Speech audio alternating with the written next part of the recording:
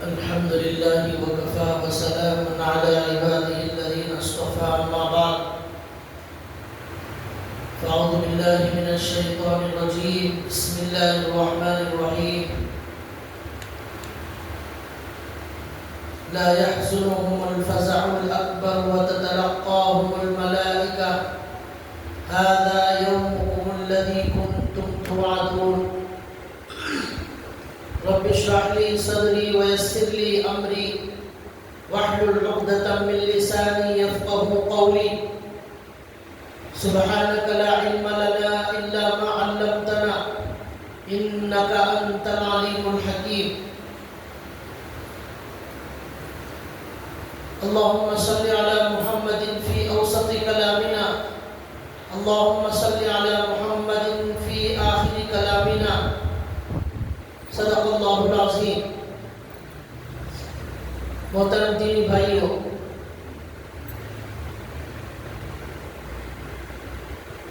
اللہ کے نبی صلی اللہ علیہ وسلم کی ایک حدیث ہے بخاری شریف میں،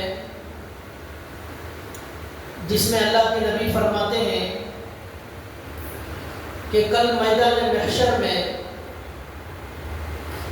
بہت زیادہ لوگ جب پریشان ہوں گے، گرمی کی وجہ سے پریشانی ہوگی، میدان محشر میں پسینے کی وجہ سے پریشانی ہوگی، میدان محشر میں سوال جواب حساب و کتاب کی پریشانی ہوگی، اللہ تعالیٰ کے سامنے کھڑے ہونے کا ڈر اور خوف ہوگا۔ اس پریشانی اور بہت زیادہ گرمی اور بہت زیادہ پسینے کے عالم میں اللہ کے نبی فرماتے ہیں سبعۃ یظلھم اللہ فی ظلہ یوم لا ظل الا ظلہ، 7 لوگوں کو اللہ تعالیٰ اپنے عرش کا سایہ عطا فرمائیں گے، جس دن اس عرش کے سائے کے علاوہ کوئی سایہ موجود نہیں ہوگا، کوئی درخت نہیں ہوگا، کوئی چھت نہیں ہوگی، کوئی مکان نہیں ہوگا، میدان محشر میں کوئی دیوار نہیں ہوگی جس کا سایہ حاصل کیا جائے۔ وہاں میدان محشر میں صرف ایک ہی سایہ ہوگا اور وہ ہوگا عرش کا سایہ۔ اس دن عرش کے علاوہ کوئی سایہ نہیں ہوگا۔ اللہ کے نبی فرماتے ہیں 7 قسم کے لوگوں کو اللہ تعالیٰ اپنے خاص عرش کے نیچے سائے میں، عرش کے سائے میں جگہ عطا فرمائیں گے، اور عرش کے نیچے سائے میں جن لوگوں کو جگہ ملے گی ان کو گرمی کی کوئی پریشانی نہیں ہوگی، پسینے کی کوئی پریشانی نہیں ہوگی، دنیا کے بہت سارے بڑے بڑے محلوں سے زیادہ، ایئر کنڈیشن روم سے زیادہ آرام دہ اور اطمینان کے ساتھ اللہ تعالیٰ اپنے عرش کے نیچے جگہ عطا فرمائے۔ بڑے سکون کے ساتھ یہ اللہ کے بندے وہاں پر موجود رہیں گے۔ یہ اللہ کے نبی نے اس لیے فرمایا کہ ہمارے اندر بھی وہ 7 صفات پیدا ہو جائے، اور ہم بھی کوشش کریں کہ ہم ان 7 صفات کو اپنے اندر پیدا کریں اور تیاری کریں۔ جس طرح دنیا کے اندر گرمی کے لیے، گرمی سے بچنے کے لیے، پسینے سے بچنے کے لیے کولر کا، اے سی کا، پنکھے کا اہتمام کیا جاتا ہے، بجلی کی تیاری کی جاتی ہے، اللہ کے نبی کہنا چاہتے ہیں ایسی ہی تیاری میدان محشر کے لیے بھی کر کے آنا۔ یہاں کی پریشانی تھوڑی ہے، وہاں کی پریشانی بہت زیادہ ہے۔ اب اس کے بعد اللہ کے نبی نے ان 7 لوگوں کا ذکر فرمایا۔ سب سے پہلے اللہ کے نبی کہتے ہیں کہ عرش کے سائے میں جن لوگوں کو جگہ ملنے والی ہے اس میں سب سے پہلے الامام العادل، اللہ کے نبی کہتے ہیں انصاف کرنے والا حاکم، انصاف کرنے والا حکمران، انصاف کرنے والا بادشاہ، انصاف کرنے والا امیر، جو بھی دنیا میں انصاف کرے گا اللہ تعالیٰ اسے عرش کا سایہ عطا فرمائے. لیکن یہاں حاکم سے مراد صرف بادشاہ نہیں ہے، صرف حاکم نہیں ہے، صرف امیر نہیں ہے، بلکہ اللہ کے نبی نے ایک دوسری حدیث میں اس کی وضاحت کی ہے. مسلم شریف کے اندر حدیث موجود ہے. اللہ کے نبی فرماتے ہیں کہ کل قیامت کے دن کچھ لوگوں کو اللہ نور کے ممبروں پر بٹھائیں گے، اپنے دائیں جانب اللہ تعالیٰ ان کو بٹھائیں گے. کون ہوں گے وہ لوگ؟ اللہ کے نبی کہتے ہیں یہ وہ لوگ ہوں گے جو دنیا میں انصاف کرنے والے تھے، چاہے وہ انصاف بادشاہ کرے، حاکم کرے، یا گھر کا ذمہ دار انصاف کرے. یہ سارے لوگ اس کے ان نور کے ممبروں پر رہیں گے. اس حدیث سے معلوم ہوا کہ اللہ کے نبی نے جو فرمایا کہ انصاف کرنے والا حاکم عرش کے سائے میں ہوگا، اس سے مراد صرف بادشاہ نہیں بلکہ جو بھی دنیا میں انصاف کرنے والا ہے وہ آدمی کل قیامت کے دن عرش کے سائے میں ہوگا. ایک حدیث میں اللہ کے نبی فرماتے ہیں کلکم راع وکلکم مسئول عن رعیتہ، تم سب کے سب لوگ ذمہ دار ہو، تم سب کے سب لوگ ذمہ دار ہو. وکلکم مسئول عن رعیتہ، اور تم سب لوگوں سے سوال کیا جائے گا اپنے ماتحت لوگوں کے بارے میں. آپ کی نگرانی میں جو بھی لوگ موجود تھے ان کے بارے میں آپ سے سوال کیا جائے گا. تو اس تشریح کے حساب سے یہ مطلب ہوا کہ باپ بھی اگر انصاف کرے بچوں کے ساتھ، بچیوں کے ساتھ انصاف کرے، اسی طرح کوئی آدمی کسی ادارے کا محتمم بن گیا، کسی ادارے کا ذمہ دار بن گیا، یا کوئی کمیٹی کے اندر ذمہ دار بن گیا، یا کسی تنظیم کا ذمہ دار بن گیا، یا محلے میں کسی کو ذمہ داری مل گئی، تو جسے بھی امیر بنایا جائے گا، جسے بھی ذمہ دار بنایا جائے گا، شوہر بیوی کا ذمہ دار ہے، باپ بچوں کا ذمہ دار ہے. اسی طرح یہ ساری ذمہ داریاں جن لوگوں کو ملتی ہیں وہ سب لوگ اپنی اپنی جگہ انصاف قائم کریں، اپنی اپنی جگہ انصاف کے ساتھ ہر ایک کے ساتھ معاملہ کریں، کہیں نا انصافی نہ کریں. گھر کے اندر بیوی کا جو حق دینا ہے وہ حق دیا جائے، ماں کو جو حق دینا ہے وہ حق دیا جائے. یہاں لوگ بہت بے انصافی کرتے ہیں. کچھ لوگ ایسے ہیں جو ماں کو اتنا زیادہ حق دیتے ہیں کہ بیوی کا کوئی حق ہی ادا نہیں کرتے. یہ بھی نا انصافی ہے. کچھ لوگ ایسے ہیں جو بیوی کا بہت زیادہ حق ادا کرتے ہیں، ماں کا بالکل حق ادا نہیں کرتے. ہماری شریعت میں انصاف ہے، ماں کو ماں کا مقام دیا جائے، باپ کو باپ کا مقام دیا جائے، بیوی کا اس کا حق ادا کیا جائے، بچوں کا حق ادا کیا جائے. تو یہ انصاف، پڑوسیوں کے ساتھ انصاف کیا جائے. تو جو بھی انصاف سے کام لینے والے ہیں وہ کل قیامت کے دن عرش کے سائے میں ہوں گے. ہمارے نبی صلی اللہ علیہ وسلم سے زیادہ دنیا میں کوئی انصاف کرنے والا نہیں. ہمارے نبی صلی اللہ علیہ وسلم کی سیرت میں بہت سارے واقعات ہیں. اللہ کے نبی کیسا زبردست انصاف کرتے تھے. لکھا ہے کہ ایک مرتبہ فتح مکہ کے موقع پر ایک عورت جو خاندان کے اعتبار سے بڑے خاندان کی تھی، بڑی معزز وہ خاتون تھی، مالدار بھی تھی، اس نے چوری کر لی. اور چوری کی سزا اسلام کے اندر ہاتھ کاٹنا ہے. لیکن جس خاندان کی وہ عورت تھی اس خاندان کے لوگوں نے اس سزا سے اس کو بچانے کے لیے کہ یہ بڑی معزز عورت ہے اور بڑے خاندان کی ہے اس لیے اسے سزا نہیں ملنا چاہیے. ایک صحابی ہیں، کم عمر صحابی اسامہ بن زید، ان کو آ کر بات کرتے ہیں اور اللہ کے نبی ان سے بڑی محبت کرتے تھے. اسامہ بن زید سے کم عمر کے تھے، وہ 17-18 سال کے تھے.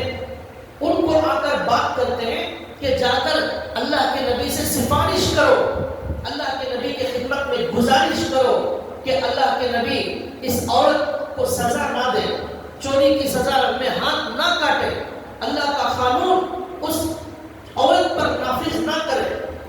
وہ صحابی حضرت اسامہ اللہ کے نبی کی خدمت میں آتے ہیں اور آ کر اللہ کے نبی سے سفارش کرتے ہیں، گزارش کرتے ہیں۔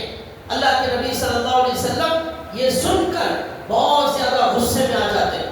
اللہ کے نبی کا چہرہ بالکل بدل جاتا ہے، اللہ کے نبی کا چہرے کا رنگ بدل جاتا ہے۔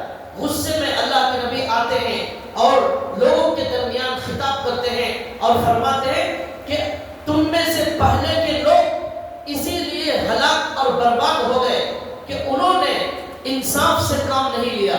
کوئی طاقتور آدمی اگر گناہ کرتا اسے چھوڑ دیا جاتا، کوئی کمزور آدمی اگر گناہ کرتا اسے سزا دی جاتی۔ اس ناانصافی کی وجہ سے اور اس بے انصافی کی وجہ سے اور اس اونچ نیچ کی وجہ سے اس سے پہلے کی امتیں ہلاک ہو گئی۔ اللہ کے نبی نے کہا، اس کے بعد اللہ کے نبی نے تاریخی جملہ فرمایا۔ کیا فرمایا؟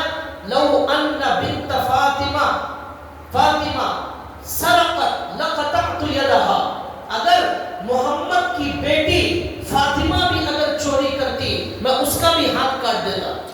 میں اللہ کے قانون کو نافذ کرنے کے لیے کسی کی کوئی رعایت نہیں کروں گا، اور آپ لوگ میرے سے سفارش کرتے ہیں اللہ کے قانون کے اندر کوئی تبدیل نہیں ہوگی، اس کے اندر کسی کا لحاظ نہیں ہوگا۔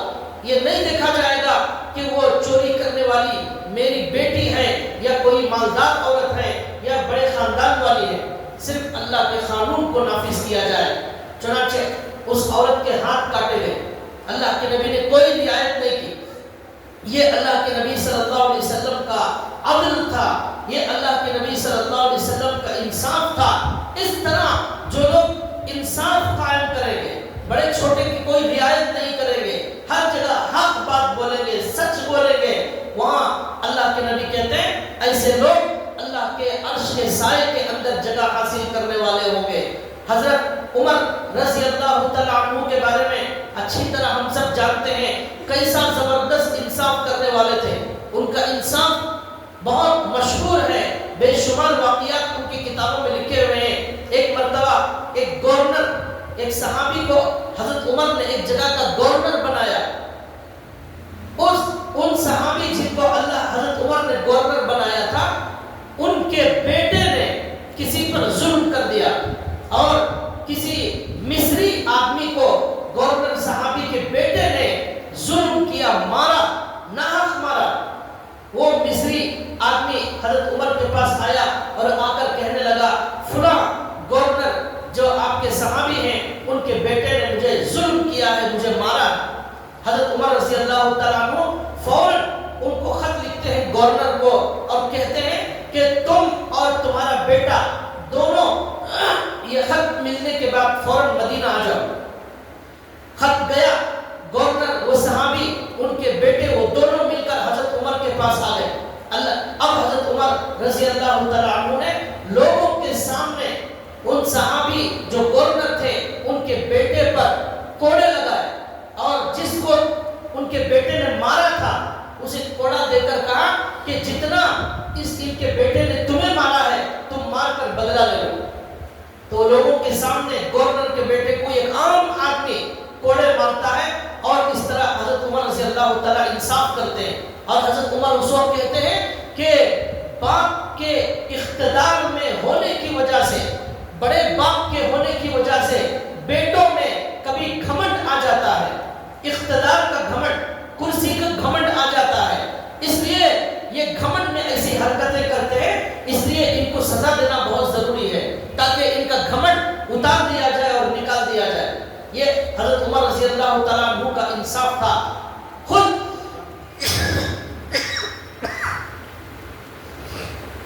حضرت امیر المؤمنین عمر فاروق رضی اللہ تعالیٰ عنہ کے بارے میں لکھا ہے، ایک مرتبہ انہوں نے ایک عام آدمی سے گھوڑا خریدا۔ جب خریدا وہ گھوڑا بالکل اچھا تھا، بالکل صحیح سالم تھا، اس میں کوئی عیب نہیں تھا۔ خریدنے کے بعد جب حضرت عمر کچھ دیر چلے، سواری کرنے لگے، تو کچھ دیر کے بعد معلوم ہوا کہ گھوڑا ٹھیک سے نہیں چل رہا ہے، اس کے اندر کوئی بیماری ہے یا اس کے اندر کوئی کمزوری تھی۔ اب حضرت عمر رضی اللہ تعالیٰ عنہ فوراً آئے اور آ کر جس آدمی سے گھوڑا خریدا تھا اس آدمی کو یہ کہہ کر گھوڑا واپس کرنے لگے کہ یہ گھوڑا بیمار ہے، یہ گھوڑا کمزور ہے، میں اسے نہیں لے سکتا، اسے واپس لے لو۔ وہ آدمی کہنے لگا کہ میں نے جب آپ کو بیچا تھا اس وقت یہ گھوڑا صحیح سالم تھا، اب جب آپ نے خرید لیا، خریدنے کے بعد وہ کمزور اور بیمار ہو گیا ہے تو میں تو اس کا ذمہ دار نہیں ہوں، میں اسے واپس نہیں لے سکتا۔ یہاں تک کہ حضرت عمر رضی اللہ تعالیٰ عنہ کے خلاف وہ آدمی عدالت میں گیا، اور عدالت کے قاضی اس وقت تھے حضرت شریح، اور بڑے انصاف کرنے والے قاضی تھے حضرت شریح۔ ان کی عدالت میں یہ آدمی گیا حضرت عمر کے خلاف مقدمہ لے کر، اور جا کر کہنے لگا امیر المؤمنین حضرت عمر، یہ گھوڑا جب میرے سے خریدے تھے وہ گھوڑا بالکل صحیح سالم تھا، اب جب وہ گھوڑا کمزور ہو گیا ہے اب یہ کہتے ہیں میں واپس کرنا چاہتا ہوں۔ قاضی نے پوچھا امیر المؤمنین سے کیا آپ نے جب خریدا تھا وہ گھوڑا صحیح سالم تھا؟ تو حضرت عمر نے کہا ہاں بالکل صحیح سالم تھا۔ دیکھ کر لیا تھا؟ جی دیکھ کر لیا تھا۔ اچھا تھا؟ جی اچھا تھا۔ پھر اس کے بعد اس کے اندر عیب پیدا ہو گیا، آپ اس کو واپس نہیں کر سکتے۔ امیر المؤمنین کے خلاف اسلامی عدالت کے اندر فیصلہ ہوا۔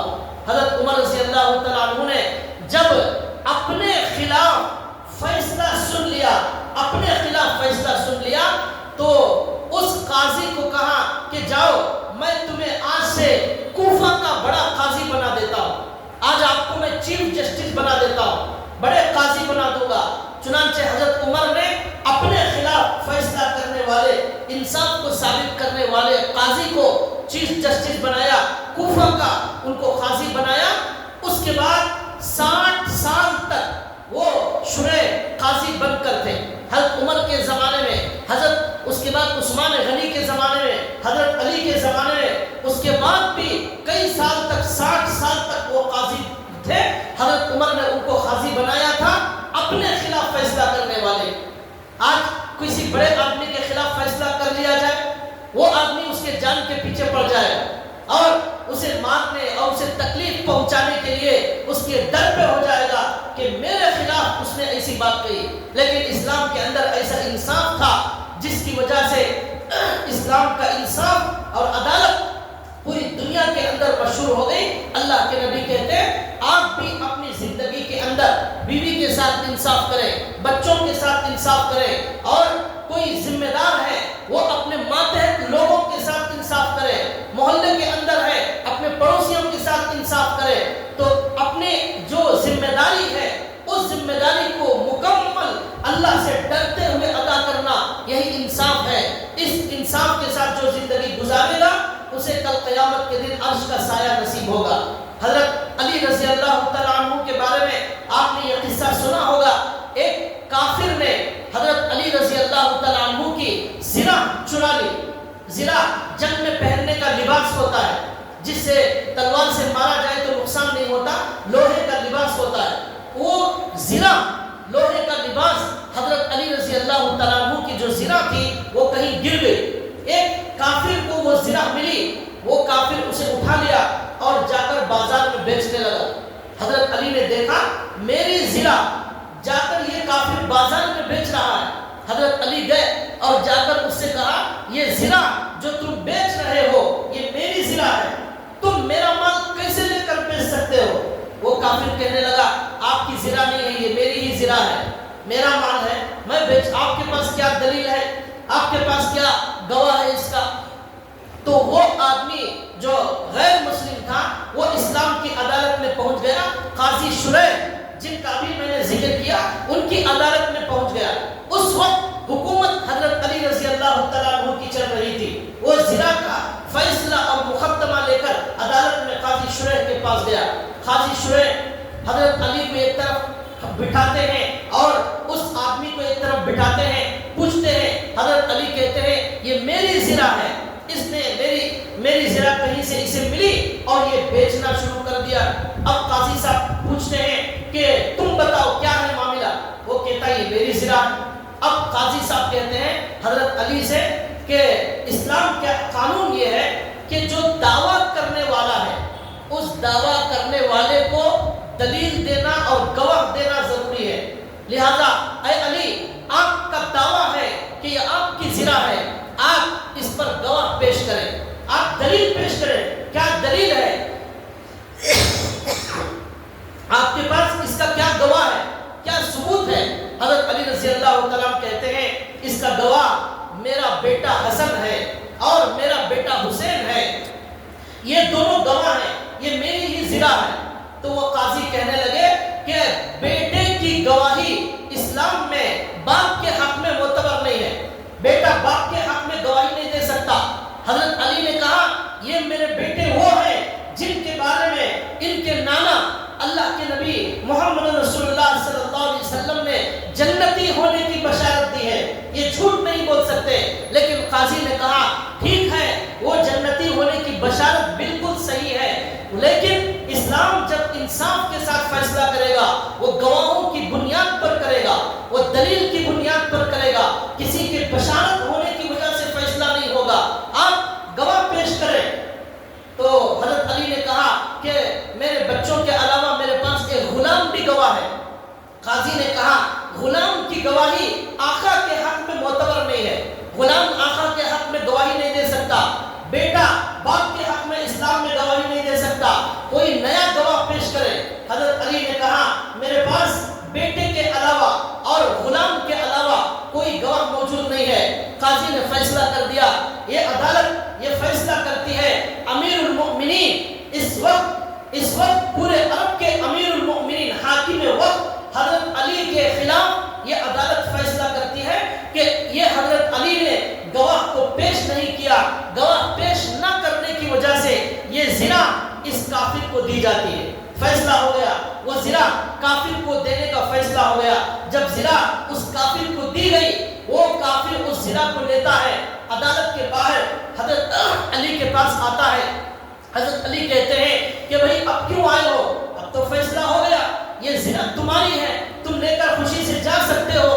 وہ کہنے لگا کہ حضرت یہ زنا تو میری نہیں ہے, یہ آپ کی ہی ہے, لیکن اسلام کے اندر جو انصاف کا نظام ہے, اسلام کے اندر جو عدل ہے, اسلام کے اندر یہ نہیں دیکھا جاتا یہ بادشاہ ہے, یہ مسلمان ہے, یہ کافر ہے, یہ نہیں دیکھا جاتا, وہاں گواہوں کو دیکھا جاتا ہے. اس انصاف نے میرا دل جیت لیا اور میرا دل یہ گواہی دے رہا ہے اسلام ہی صحیح مذہب اور سچا مسلک ہے. اس لیے یہ زرا حقیقت میں آپ ہی کی ہے, میں نے اسے اٹھا لی تھی, آپ یہ زرا لے لیجئے اور مجھے کلمہ پڑھائیے, میں مسلمان ہونا چاہتا ہوں. اشہد ان لا الہ الا اللہ و اشہد ان محمد رسول اللہ پڑھ کر یہ آدمی مسلمان ہو گیا.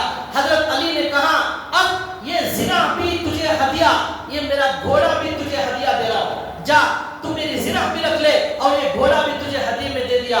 وہ غیر مسلم جب مسلمان ہوا, ایسا مضبوط مسلمان ہو گیا کہ وہ اسلام پر قائم ہی نہیں تھا, بلکہ اسلام کے لیے شہید ہو کر اپنا خون کا آخری خطرہ اسلام کے لیے بہا کر ختم ہو گئے. کیوں؟ یہ حضرت علی کے اخلاق کی وجہ سے ہوا, یہ اسلام کے نظام انصاف اور عدل کی وجہ سے ہوا.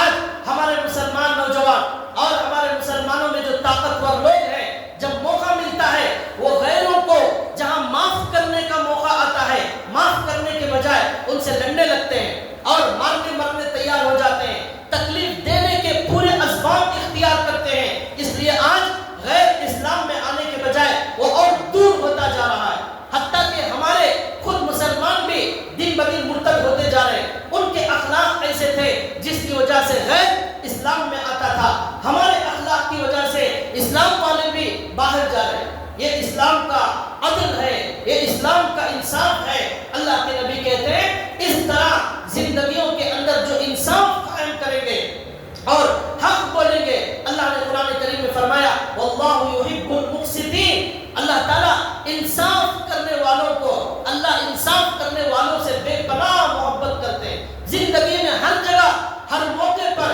ہر موسم میں, کسی بھی موقع پر آپ انصاف سے کام لیں, حق بات کہیں, لوگوں کے جو حقوق ہیں وہ ادا کریں, تو یہ ذریعہ بنے گا کہ کل قیامت کے دن اللہ ہمیں عرش کا سایہ عطا فرمائے, عرش کا سایہ عطا فرمائے.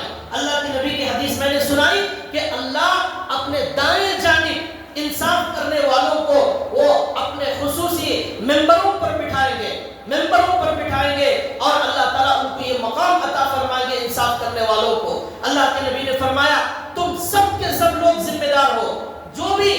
کے ماتحت ہے اس کے ساتھ انصاف سے کام لینا تو یہ فضیلت تمہیں حاصل ہو جائے گی۔ یہ حدیث اللہ کے نبی نے فرمائی کہ کل قیامت کے دن عرش کے سائے میں انصاف کرنے والا ہوگا۔ اس کے بعد اللہ کے نبی فرماتے ہیں دوسرا آدمی جو عرش کے سائے کے اندر جسے جگہ ملے گی، اللہ کے نبی کہتے ہیں شاب نشأ فی عبادت اللہ، شاب نشأ فی عبادت اللہ، وہ دوسرا وہ نوجوان جو اپنی جوانی کو اللہ کے لیے قربان کر دیتا ہے، وہ عبادت میں اس کی جوانی بڑھتی ہے، وہ عبادت میں پرورش پاتا ہے اور عبادت سے اسے دلچسپی ہوتی ہے، وہ اپنے اوقات کو اللہ کے ذکر میں لگاتا ہے، وہ قرآن کی تلاوت میں لگاتا ہے، اللہ کے دین کے کاموں میں وہ نوجوان اپنی جوانی کو، اپنی قوت کو، اپنے جوش کو، اپنے جذبے کو اللہ کے لیے قربان کرتا ہے۔ شاب نشأ فی عبادت اللہ، اللہ کی عبادت میں پرورش پانے والا نوجوان یہ بھی اللہ کے عرش کے سائے کے اندر کل قیامت کے دن ہوگا۔ تیسری بات اللہ کے نبی نے فرمائی کہ قلبہ معلق بالمساجد، تیسرا وہ آدمی جس کا دل مسجد سے لٹکا ہوا رہتا ہے، جس کا دل مسجد سے زیادہ لگتا ہے، زیادہ مسجد کو آنے جانے والا، زیادہ مسجد سے تعلق رکھنے والا، فجر میں آیا تھا، پھر ظہر میں آیا، پھر عصر میں آیا، پھر مغرب میں آیا، پھر عشاء میں بھی نظر آ رہا ہے وہ نوجوان، تو مسجد سے جس کا زیادہ تعلق ہوگا وہ دکان میں جاتا ہے، اسے فکر ہوتی ہے کہ ابھی مجھے ظہر میں مسجد جانا ہے، پھر ظہر پڑھ کر دکان میں جاتا ہے، اسے فکر ہوتی ہے عصر میں ابھی مسجد جانا ہے، مغرب کی فکر، وہ کچھ بھی کرتا رہے، وہ بیوی کے ساتھ ہے، وہ بچوں کے ساتھ ہے، وہ کاروبار کے ساتھ ہے، وہ میٹنگ میں ہے، وہ آفس میں ہے، وہ کمپنی میں ہے، لیکن اس کا دل مسجد سے لگا ہوا ہے، اس کا خیال، اس کی توجہ مسجد کی طرف ہے۔ اللہ کے نبی کہتے ہیں یہ دو لوگ، ایک وہ نوجوان جو عبادت میں پرورش پاتا ہے اور تیسرا وہ آدمی جس کا دل مسجد سے لگا ہوا رہتا ہے، یہ دونوں تقریباً ملتے جلتے ہیں، تو یہ دو لوگ بھی کل قیامت کے دن عرش کے سائے میں ہوں گے۔ اللہ کے نبی صلی اللہ علیہ وسلم نے جوانوں کے بارے میں فرمایا کہ اے نوجوانوں، 5 چیزوں سے پہلے 5 چیزوں کو غنیمت جانو۔ کیا اللہ کے نبی نے فرمایا تمہارے پاس زندگی ہے، یہ ختم ہونے سے پہلے، موت آنے سے پہلے اس زندگی کو غنیمت جانو اور کچھ عمل کر لو اور تیاری کر لو، عرش کا سایہ حاصل کرنے اور جنت حاصل کرنے کی تیاری کر لو۔ اللہ کے نبی کہتے ہیں اے صحت مند لوگوں، تمہیں جب تک صحت موجود ہے، بیماری آنے سے پہلے اس صحت کو غنیمت جانو اور اس صحت کو اللہ کی عبادت کے لیے قربان کرو۔ اے مالداروں، تمہارے پاس مال ہے، یہ مال ختم ہو کر فقیر بننے سے پہلے اس مال کو اللہ کے لیے خرچ کرو اور جنت حاصل کرو، ورنہ یہ مال کسی کے پاس بھی ہمیشہ نہیں رہتا۔ آج کا امیر کل کا فقیر ہے، جب فقیر بنو گے خرچ کرنے کچھ نہیں رہے گا۔ آج مال ہے، خرچ کرو اور اپنی جنت حاصل کرو۔ اللہ کے نبی کہتے ہیں اے نوجوانوں، تمہارا بڑھاپا آنے والا ہے، اس بڑھاپے کے آنے سے پہلے اپنی جوانی کو اللہ کے لیے قربان کر دو۔ آج آپ کھڑے ہو کر نماز پڑھ سکتے ہیں، آپ رکوع کر سکتے ہیں، آپ سجدہ کر سکتے ہیں، آپ زمین پر نماز پڑھ سکتے ہیں، لیکن جب آپ بوڑھے ہو جائیں گے، آپ کے گھٹنوں میں درد، آپ کے کمر میں درد، آپ کو شوگر، آپ کو بی پی اور بہت ساری بیماریاں گھیر لیں گی، آپ سجدہ کرنا چاہیں گے، زمین پر سجدہ نہیں کر سکتے، کرسی پر بیٹھنے پر آپ مجبور ہو جائیں گے، ڈاکٹر آپ کو وضو بنانے سے، پانی میں ہاتھ لگانے سے منع کر دے گا، سردی میں آپ مسجد چل کر نہیں جا سکتے۔ یہ بڑھاپا آنے سے پہلے آپ اپنی جوانی کو اللہ کے لیے قربان کریں، اللہ کی عبادت میں پرورش پائے، ایسا آدمی عرش کے سائے میں ہوگا۔ ایک حدیث میں اللہ کے نبی فرماتے ہیں کل قیامت کے دن اللہ تبارک و تعالی جب تک 5 سوالات نہیں کریں گے، 5 سوال کا جواب نہیں سنیں گے، اس وقت تک کوئی آدمی اپنی جگہ سے قدم نہیں ہلا سکتا۔ اللہ کے نبی کہتے ہیں عمر کے بارے میں پوچھا جائے گا، تمہاری عمر تم نے کس میں خرچ کی، تمہاری زندگی کہاں لگائی، تمہارا وقت کہاں گزرتا تھا، تمہاری رات کیسی گزرتی تھی، تمہارا دن کہاں گزرتا تھا، تمہارا کتنا وقت مسجد میں گزرتا تھا، ہوٹلوں میں کتنا وقت گزرتا تھا، سڑکوں پر کتنا وقت گزرتا تھا، کس کام میں لوگوں کی مدد کرنے گزرتا تھا یا لوگوں کی غیبت کرنے گزرتا تھا، لڑنے جھگڑنے میں گزرتا تھا، یہ رات امانت ہے، یہ دن امانت ہے، یہ زندگی امانت ہے، یہ جوانی اللہ کی امانت ہے. یہ زندگی کے بارے میں اللہ سوال کریں گے. جب تک جواب نہیں دیں گے ہمارے قدم اپنی جگہ سے ہل نہیں سکتے. اللہ کے نبی کہتے ہیں جوانی کے بارے میں سوال کیا جائے گا. یہ جوانی کہاں خرچ کی؟ ان شبابہ فیما ابلاہ، ان عمرہ فیما افناہ. عمر کہاں فنا کیا، جوانی کہاں ضائع کیا، کہاں برباد کیا؟ رات تہجد پڑھنے کے لیے آئی تھی، اللہ سے مانگنے کے لیے آئی تھی. اللہ پہلے آسمان پر رات کے پہلے حصے میں تشریف لاتے ہیں اور اعلان کرتے ہیں کون ہے میرے سے گناہوں کی معافی مانگنے والا، کون ہے رزق طلب کرنے والا، کون ہے اپنی مصیبت کو دور کرانا چاہتا ہو. اللہ خود پہلے آسمان پر آئے. کسی حدیث میں ایسا نہیں آیا ہے کہ اللہ پہلے آسمان پر آتے ہیں. اس حدیث میں آیا ہے کہ تہجد کے وقت میں اللہ روزانہ پہلے آسمان پر آتے ہیں. لیکن ہم کیا کرتے ہیں؟ رات کے 1 بجے سوتے ہیں، رات کے 2 بجے سوتے ہیں. اللہ کے نبی نے فرمایا عشاء کے بعد بات کرنا بھی ناجائز ہے. اللہ کے نبی نے کہا عشاء کے بعد بات کرنا منع ہے. فوراً اللہ کے نبی نے سونے کا حکم دیا. قصے کہانیاں سنانا، فضول بات کرنے سے اللہ کے نبی نے منع کیا اور سونے کا جلدی سونے کا حکم دیا تاکہ تمہارا اللہ پہلے آسمان پر آتا ہے. تم فجر سے پہلے اٹھ کر اس اللہ سے اپنی تقدیر بدلنے کا سوال کرو، اپنی روزی کا سوال کرو، اپنی دنیا اور آخرت کا سوال کرو. لیکن آج کا نوجوان 12-1 بجے سوتا ہے اور 2 بجے سوتا ہے، پوری رات باتوں میں گزرتی ہے اور اس کے بعد جب سوتا ہے صبح 11-12 بجے اس کا دن شروع ہوتا ہے. اللہ کے نبی صلی اللہ علیہ وسلم فرماتے ہیں اللہ روزانہ آ رہے ہیں. آج تمہارے پاس موقع ہے دنیا اور آخرت مانگنے کا، یہ موقع ختم ہو جائے گا. اس کے بعد جب آپ کے پاس بڑھاپا آئے گا صبح اٹھنا چاہیں گے لیکن بیماریاں آپ کو اٹھنے نہیں دے گی. اس لیے اللہ کے نبی کہتے ہیں یہ نوجوان جو جوانی کو ضائع کرتے ہیں ان سے بھی کل قیامت کے دن سوال ہونے والا ہے. یہ جوانی کہاں لگائی، یہ طاقت کہاں خرچ کیا، ان آنکھوں سے کیا دیکھا، ان کانوں سے کیا سنا، اس زبان سے کسے تکلیف پہنچایا، کسے سکون پہنچایا. یہ سارے سوالوں کا جواب جوانوں کو دینا ہے. اس کے بعد اللہ کے نبی کہتے ہیں مال کہاں سے کمایا اس کا حساب ہوگا، مال کہاں خرچ کیا اس کا حساب ہوگا، علم کتنا حاصل کیا، اس علم پر کتنا عمل کیا یہ بھی حساب ہوگا. جب تک یہ سوال کے جواب نہیں دیں گے قدم اپنی جگہ سے ہلا نہیں سکتے.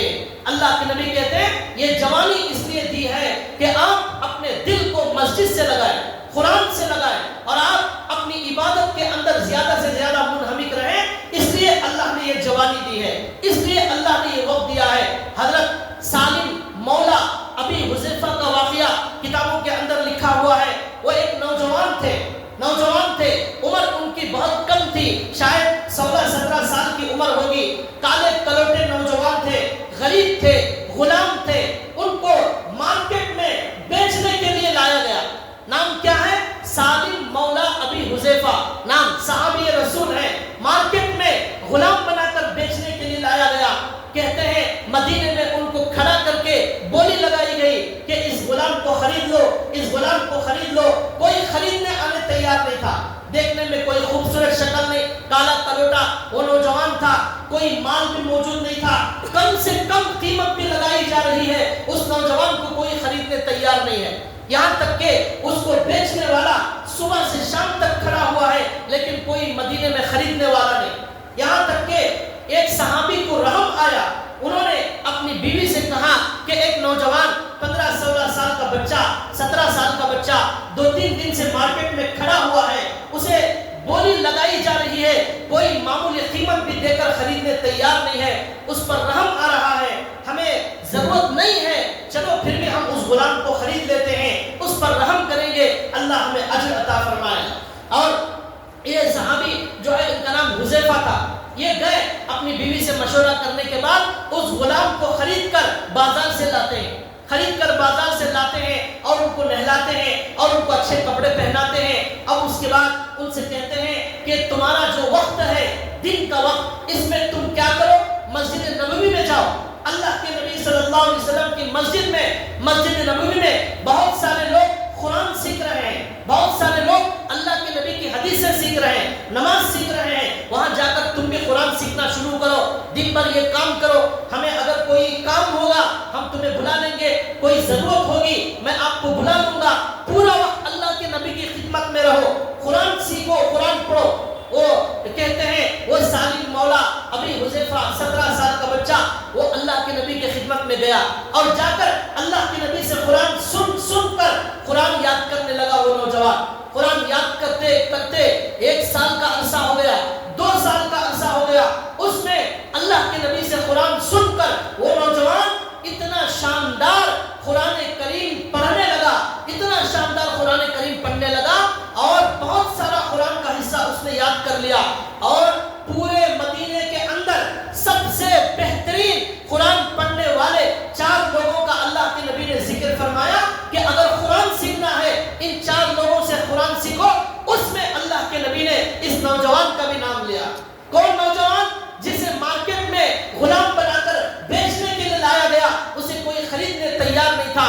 اللہ کے نبی کی صحبت کی وجہ سے، قرآن کی برکت کی وجہ سے، اس قرآن کی وجہ سے اللہ بہت سارے ذلیل لوگوں کو عزت والا بنا دیتے ہیں، اور جو ہے یہی قرآن بڑے لوگوں کو ذلیل بھی بنا دیتا ہے جب اس کی نافرمانی کرتے ہیں۔ تو وہ غلام جس کو کوئی خریدنے تیار نہیں ہے، وہ نوجوان اللہ کے نبی کی خدمت میں رہ کر قرآن شاندار سیکھتا ہے، اور اللہ کے نبی نے کہا اے مدینے والوں، قرآن سیکھنا ہے تو میرے 4 صحابہ ہیں ان سے قرآن سیکھو۔ اس میں اس نوجوان کا بھی نام آیا۔ وہ قرآن وہ نوجوان اتنا شاندار پڑھتا تھا، لکھا ہے ایک مرتبہ ایسا ہوا امام بنانے کی ضرورت پڑی تو حضرت ابو بکر رضی اللہ تعالیٰ عنہ، حضرت عمر رضی اللہ تعالیٰ عنہ موجود ہیں، ان دونوں نے اس نوجوان کو آگے امام بنایا۔ نوجوان آگے ہے، وہ غلام پیچھے، ابو بکر اور حضرت عمر اس نوجوان کے پیچھے نماز پڑھ رہے ہیں۔ مدینے کا ایک آدمی دیکھ کر کہنے لگا ابھی کچھ سال پہلے یہ نوجوان ایسا تھا، اس کو کوئی خریدنے والا نہیں تھا، آج قرآن کی وجہ سے یہ مقام مل گیا کہ ابو بکر اور عمر کا یہ امام بن گیا۔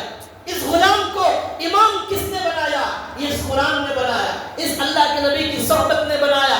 نوجوانوں کو آج معلوم ہی نہیں ہے کہ ان کا مقام کس کی وجہ سے بلند ہوتا ہے، ان کی عزت کس سے ملتی ہے، ان کی ترقی کس سے ملتی ہے۔ آج نوجوانوں کو کچھ پتا نہیں ہے۔ نوجوان آج نشہ کرنے میں، ڈرگس کرنے میں، دادا گیری کرنے میں، لڑنے میں، جھگڑنے میں یہ سمجھتے ہیں اس کے اندر ہمیں اپنا مقام حاصل کرنا ہے، اس سے مقام حاصل ہونے والا نہیں، اللہ کی نظر میں اور ذلیل ہو جائیں گے۔ عزت چاہیے، آپ کو اللہ کے سامنے جھکنا پڑے گا۔ یہی سالم مولا ابی حذیفہ کے بارے میں لکھا ہے، ایک مرتبہ رات میں حضرت عائشہ رضی اللہ تعالیٰ عنہ، اما عائشہ رضی اللہ تعالیٰ عنہ رات میں کچھ دیر سے اللہ کے نبی کے پاس آئی۔ اللہ کے نبی نے پوچھا کہ عائشہ کہاں گئی تھی؟ اما عائشہ نے کہا یا رسول اللہ، مسجد نبوی میں ایک نوجوان سالم مولا ابی حذیفہ قرآن کریم پڑھ رہا ہے، نماز میں اتنا شاندار قرآن پڑھ رہا ہے کہ میرا دل سنتے سنتے میرا دل نہیں بھرا، وہ قرآن سننے میں ایسا مشغول ہو گئی، میرا دل نہیں چاہ رہا تھا، اس لیے تھوڑی دیر ہو گئی۔ اللہ کے نبی نے کہا چلو میں بھی اس کا قرآن سننے چلتا ہوں۔ اب اللہ کے نبی خود اٹھتے ہیں، اما عائشہ بھی آتی ہیں، یہ دونوں مل کر جاتے ہیں اور سالم مولا ابی حذیفہ کا قرآن کریم سننے کے لیے کھڑے ہو جاتے ہیں، اور اللہ کے نبی خود کھڑے ہو کر ان کا، اس نوجوان کا، اس غلام کا قرآن کریم سن رہے ہیں۔ سننے کے بعد اللہ کے نبی بہت دیر سننے کے بعد اللہ کے نبی نے ایک تاریخی جملہ فرمایا۔ کیا فرمایا؟ اللہ کے نبی فرماتے ہیں تمام تعریف اس اللہ کے لیے ہے جس نے میری امت میں ایسے شاندار قرآن پڑھنے والوں کو پیدا فرمایا۔ تمام تعریف اس اللہ کے لیے ہے جس نے میری امت میں ایسے شاندار قرآن پڑھنے والوں کو پیدا فرمایا۔ تو یہ ہمارا نبی کا عجیب و غریب تاریخی جملہ ہے۔ ایک تو یہ ہے ہم یہ کہیں تمام تعریف اللہ کے لیے ہے جس نے ہمیں اس امت میں جگہ عطا فرمائی، یہ خود نبی یہ کہیں کہ تمام تعریف اللہ کے لیے ہے کہ اللہ نے ایسے بندوں کو میری امت میں شامل فرمایا۔ کتنا اونچا مقام، کتنا بڑا مقام۔ صرف 18-20 سال کا وہ نوجوان تھا، کیسا ان کے اندر شوق اور جذبہ تھا۔ اللہ کے نبی نے نوجوانوں کو بتایا اے نوجوانوں، قرآن حاصل کرو، اسی قرآن سے تمہیں عزت ملنے والی ہے، اسی قرآن سے تم ترقی کرنے والے ہو، تمہارا عروج اسی قرآن سے ہونے والا ہے۔ آج مدارس کے اندر جو بچے یا جو نوجوان قرآن سیکھتے ہیں، ان کے علاوہ عام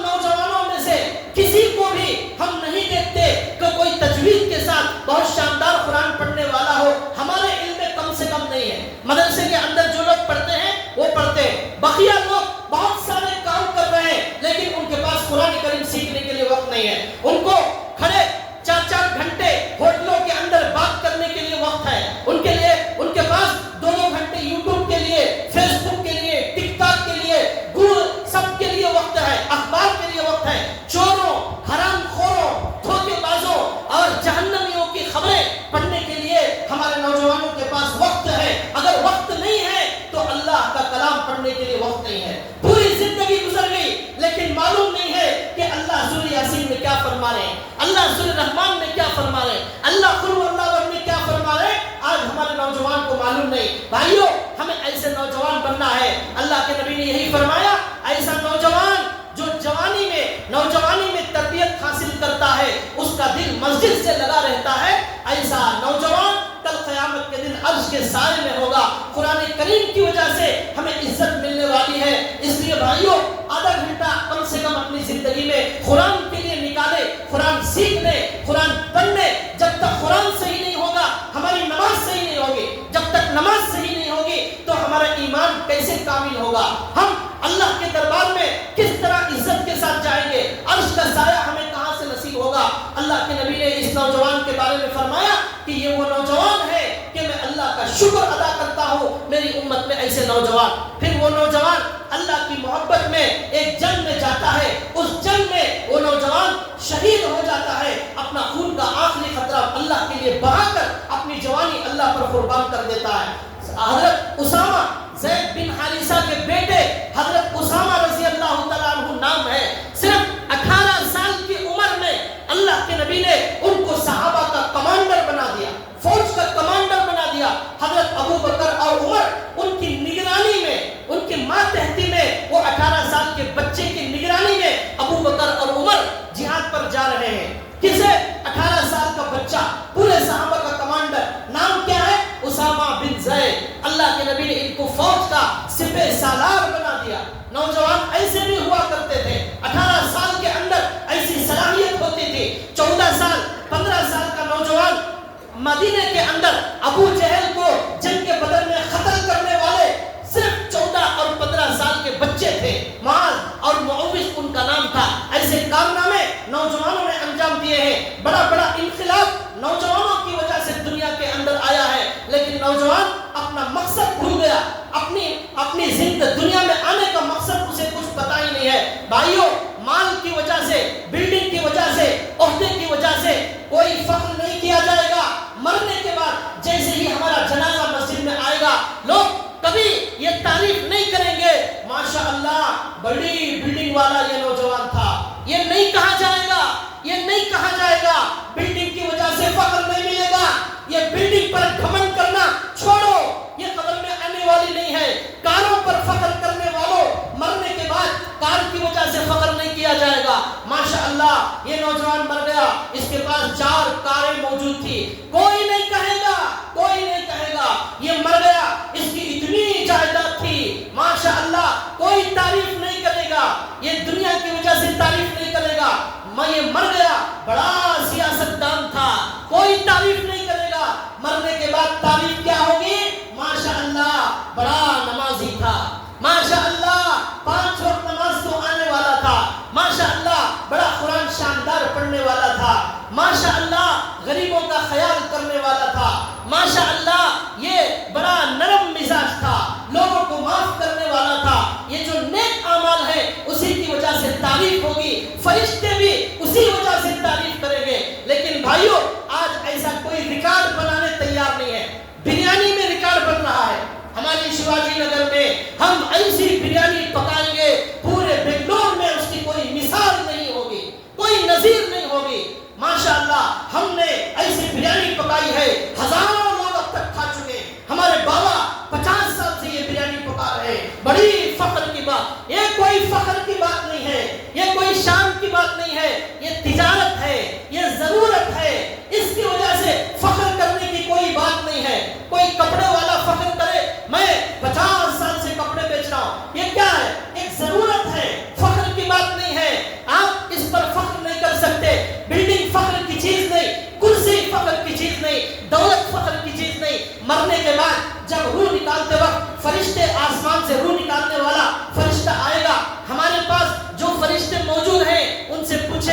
کیسا آدمی تھا یہ، کیسا آدمی تھا؟ وہ فرشتے یہ نہیں کہیں گے ماشاءاللہ بڑا کروڑ پتی تھا، بڑا لکھ پتی تھا، بڑے بنگلے والا تھا، بڑے جائیداد، یہ نہیں کہیں گے، بلکہ کہیں گے بڑا نمازی تھا ماشاءاللہ، بڑا ذکر کرنے والا تھا ماشاءاللہ، بڑے عبادت کرنے والا تھا، غریبوں کا خیال کرنے والا تھا، خرچ کرنے والا تھا۔ یہ تعریف اللہ کے پاس کی جائے گی، اللہ کے رسول کے پاس کی جائے گی، فرشتوں کے پاس کی جائے گی۔ دنیا والے بھی مرنے کے بعد ہماری نیک اعمال کی تعریف کریں گے۔ اس لیے بھائیوں، فخر کی چیز اور عزت کی جو چیز ہے وہ یہ ہے کہ ہم نماز میں ریکارڈ قائم کریں، قرآن میں ریکارڈ قائم کریں، اللہ کے ذکر میں ریکارڈ قائم کریں۔ دنیا کے کھانے کی چیزیں اور پکانے کی چیزیں میں بڑا ریسرچ کیا جا رہا ہے۔ ہمارے شیواجی نگر میں وہاں کا کباب بڑا شاندار ہے، وہاں کی نان بڑی شاندار ہے، وہاں کی جو ہے وہ حلوہ وہاں کا بڑا شاندار ہے، وہاں کا حلوہ کھائے، وہاں کا کباب کھائے، یہ کام چل رہا ہے، اس پر فخر کیا جا رہا ہے، اس کے لیے علاقے کی تعریف کی جا رہی ہے۔ میں پوچھتا ہوں ہمارے محلے کے اندر، اس محلے میں کتنے بچے حافظ قرآن ہیں؟ آپ بتائیے، اس پر فخر کیا جانا چاہیے۔ کیا اس محلے میں اگر 500 لوگ موجود ہیں تو 25 کم سے کم حافظ قرآن موجود ہیں تو الحمدللہ فخر کی بات ہے۔ فلسطین کے اندر جائیے، وہاں دن بدن لاشوں کی لاشیں اٹھائی جا رہی ہیں، ہر دن 100 لوگ مر رہے ہیں، لیکن وہ کامیاب ہیں، وہ کامیاب ہیں اس لیے کہ ہر گھر کے اندر آدھے لوگ کم سے کم حافظ قرآن ہوتے ہیں فلسطین کے اندر، اس لیے وہ لوگ کامیاب۔ ان کا گھر جل گیا، بلڈنگ ٹوٹ گئی، سب ختم ہو گیا، لیکن وہ کامیاب کیوں؟ انہوں نے قرآن کو سینے سے لگایا، اللہ کو پا لیا، اللہ کے عرش کو پا لیا، نبی کو پا لیا، وہ کامیاب ہو گئے۔ وہ فخر کی بات ہے۔ ان کی بلڈنگ چلی گئی، اس کا کوئی ان کو جو ہے کوئی غم نہیں ہے، وہ آنے والی نہیں ہے، یہ آنے والی ہے۔ ہمارے محلے کے اندر 500 لوگ ہیں، فجر کے اندر کتنے لوگ ہماری مسجد کے اندر آتے ہیں؟ کیا 100 لوگ آتے ہیں؟ 200 لوگ آتے ہیں؟ تو یہ بڑی فخر کی بات ہے۔ ہمارا محلہ ایسا شاندار ہے کہ کم سے کم 250 لوگ ہماری فجر میں مسجد میں آتے ہیں، ایسا آپ کہیں نہیں دکھا سکتے۔ یہ فخر کی بات تھی۔ لوگوں نے کھانے اور کمانے اور بلڈنگوں پر فخر اور ناز کرنا شروع کر دیا۔ شیطان نے ان کو ان کی منزل بھلا دیا، ان کا مقصد بھلا دیا، ان کا قبلہ جو ہے یہ بھول گئے۔ اس لیے ہمارے نبی نے فرمایا شاب نشأ فی عبادت اللہ، اے نوجوان، اے نوجوان، تجھے اللہ تبارک و تعالیٰ نے اپنی عبادت کے لیے پیدا کیا ہے۔ یہ مٹی کا پتلا ہے، یہ آنکھیں، یہ ہاتھ، یہ کان، یہ دل، دماغ، یہ سب مٹی کا پتلا ہے، اس کی کوئی حیثیت نہیں ہے، یہ مٹی ہے۔ اس مٹی کو جب اللہ سے نسبت ہوگی، اس کا مقام زمین سے آسمان تک پہنچ جائے گا۔ یہ مٹی والے کو اگر عزت دینا ہے، اللہ سے اس کا رشتہ جوڑنا ہوگا، قرآن سے اس کا رشتہ جوڑنا ہوگا، تبھی جا کر عزت ملے گی، ورنہ اس مٹی کے پتلے کی کوئی حیثیت نہیں ہے۔